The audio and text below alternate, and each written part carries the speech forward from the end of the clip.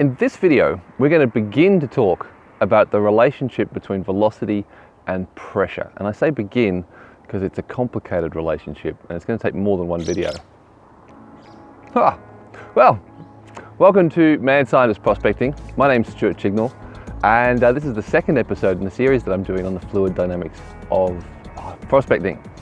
I was always planning to do this video a little differently, but based on some of your comments from the last video, I'm up early. The sun is not yet up. I haven't had my first morning coffee yet.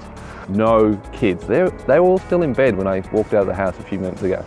In the last episode, we talked about the relationship between flow, the velocity of flow or the speed at which it's moving, and the area through which the flow is moving through.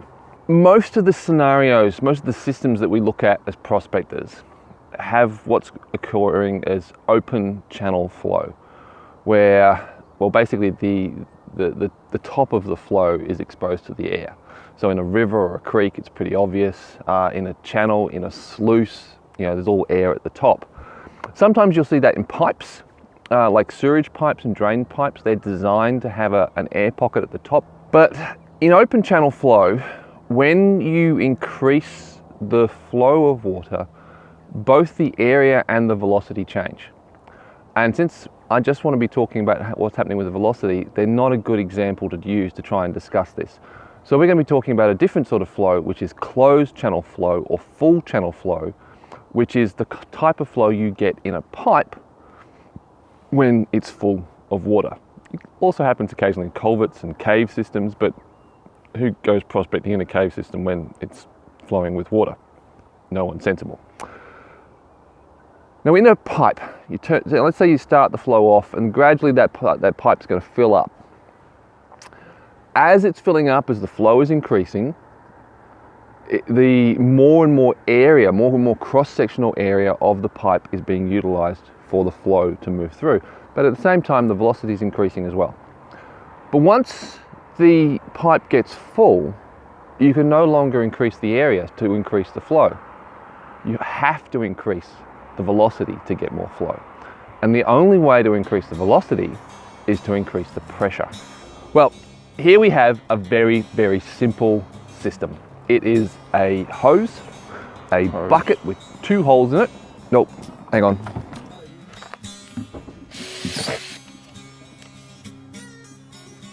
A hole in the top where the water goes in, and a hole in the side where the water comes out. In fact, it's not a hole, it's a pipe. Yes, I know you're looking at it and you're seeing the hole, but it's actually a pipe. It's a very, very short pipe. Its length is equal to the thickness of the wall of the bucket, but it's still a pipe. That is important for later. But anyway, so it's easier for you to see that it's a pipe, and so you don't have to do that mental gymnastics saying, okay, it's just a hole. Now it's a pipe. All right. This is probably better for your heads. It's also going to make the job of explaining something else easier in the next video. Now, when we just turn on the hose a little bit, water starts to flow in, and the system is in a state of flux. It's changing. The flow is coming into it. It hasn't yet started coming out, so it's obviously changing. Now it's starting to come out, but it's not coming out as fast as it's going in. It's still changing. But because the flow is so low, it looks like now it's in a state of equilibrium. It's in a state of balance. The flow in is balanced by the flow out. Now, if we increase the flow a little bit more, then the system goes back into a state of flux, but in a relatively short period of time, we get back into equilibrium.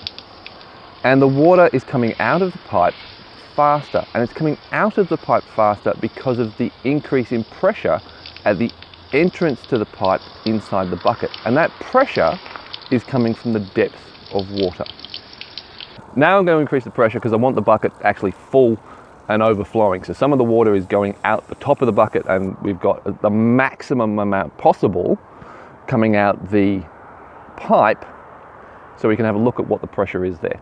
Now, obviously, as the pressure is increasing, the velocity of flow is increasing. Now, I don't have a flow meter. I don't have a velocity meter for water. And it'd be really hard to measure in this case anyway. But you can tell the velocity is increasing because the water is being thrown further and further out from the bucket.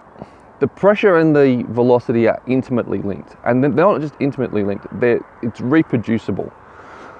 For a particular system, for a particular pressure, you will get a particular velocity. But it goes the other way as well. For a particular velocity, you get a particular pressure. And this feature is incredibly useful when it comes to calibrating equipment. Say you're in a situation where the flow is going to be quite variable. You don't have full control of it, like when you're sluicing in a river. You can calibrate your system, in this case a sluice, to capture, say, fine gold. And you know that as long as you've got a particular depth of water running into the sluice, that it will work efficiently. You know that if the depth gets too much, it's going to be running too aggressively. If the depth gets too little, then it's not. You can easily see it's not going to be cleaning properly.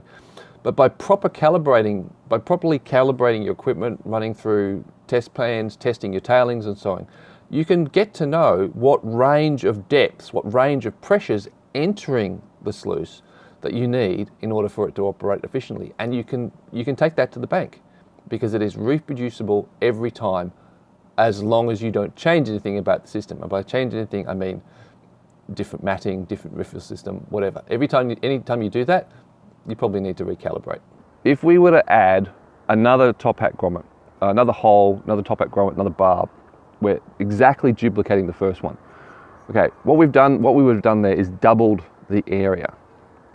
But we wouldn't change the velocity if the pressure stays the same. So let's say we've got the bucket overflowing, and let's say it stays overflowing even though we put that second hole in. It might not overflow as much, but it's still overflowing, which means it's still at that same depth, which means that the pressure at the bottom of the bucket is still the same, so that hasn't changed.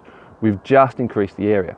Well, the velocity through both of those areas would be identical. If we make any changes to the system, to that system component, the 13mm barb, let's say we used a barb from a different manufacturer, one that was longer or one that was shorter, or let's say we put a piece of pipe on the end of it, and so, 6 inches or whatever, then those small changes to that system is going to have if we've got sensitive enough equipment, is going to have a measurable difference on the velocity. But if we were to replace the 13mm barb with a bigger hole, bigger top hat grommet, 25mm barb, then of course the flow is going to increase out of that hole because the area is increased. But the velocity really won't increase much at all. It might even decrease the velocity a tad. Because, and this might seem insignificant, and if you think it's insignificant, I want you to remember this for a future video. Because the 25mm barb is bigger than the 13mm barb, that means the top of the barb here, the water pressure there is going to be less than the water pressure here. So there's going to be less pressure forcing water through the barb.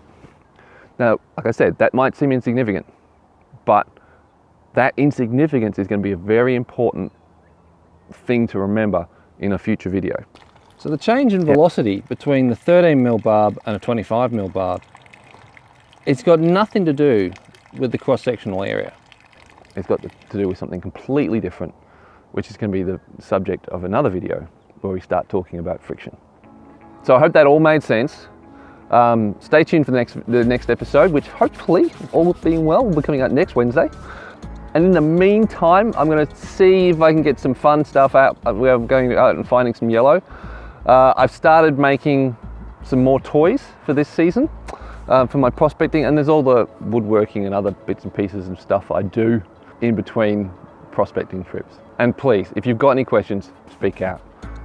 Your question is probably a question shared by a bunch of other people, so you asking it will help me answer not just you, but them as well. Plus, hopefully this video is going to be viewed for quite some time after I finish filming it, and your questions now will help people later understand stuff. Yes, but anyway, I better get back to the house. The sun is now up and the kids will be stirring and I've got to get them off to school. So enjoy, and I'll catch you around the track. Bye-bye.